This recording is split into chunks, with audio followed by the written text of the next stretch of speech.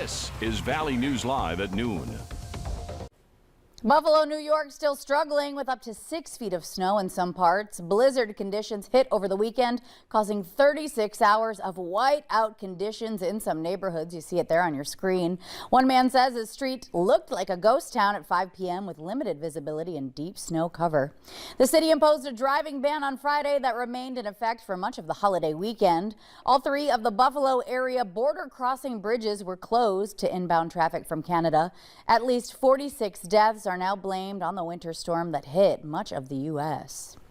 Here in the valley, the weather conditions are looking up after a frigid holiday weekend as well. Temperatures will start to warm up today, so let's send things right on over to Summer Schnellbach so we can learn more what to expect. Good morning, Summer. Hey, Ashlyn, and thank you everyone for joining us on this Monday.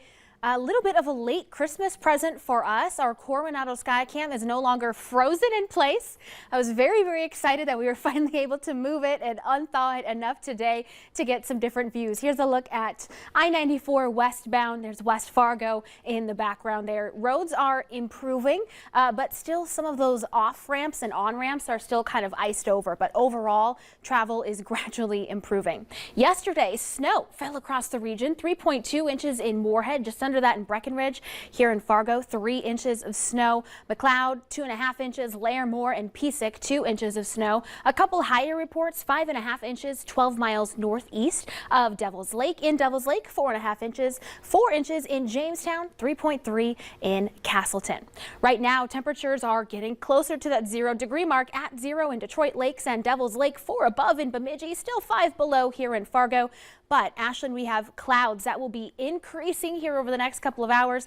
That'll help to boost our temperatures. I'll talk about even more of a warm up headed our way coming up in just a couple minutes. Yeah, we're all breathing a sigh of relief as a warm up nears for the new year. Thank you for that update, Summer.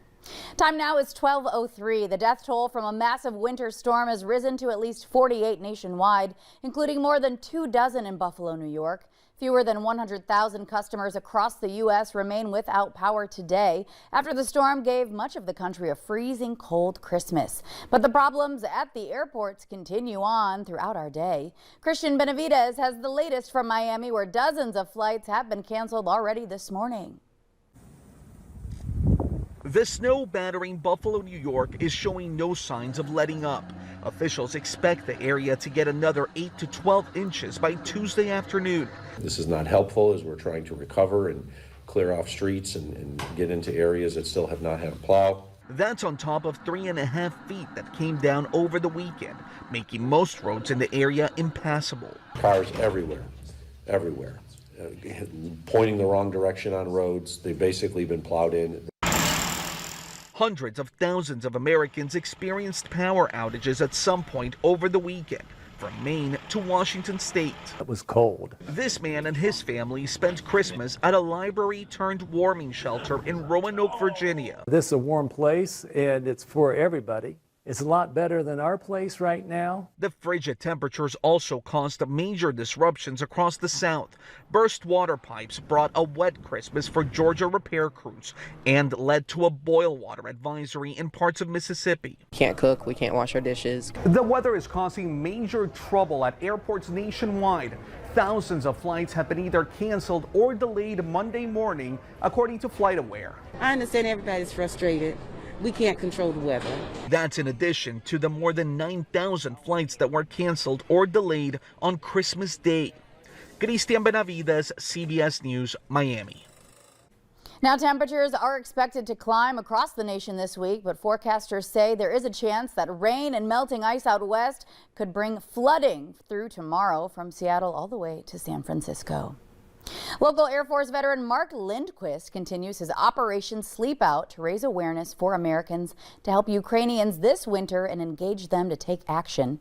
He says his friends in the trenches can't escape the cold, and this is his reminder for us how hard it is to fight for our freedom in sub-zero temperatures.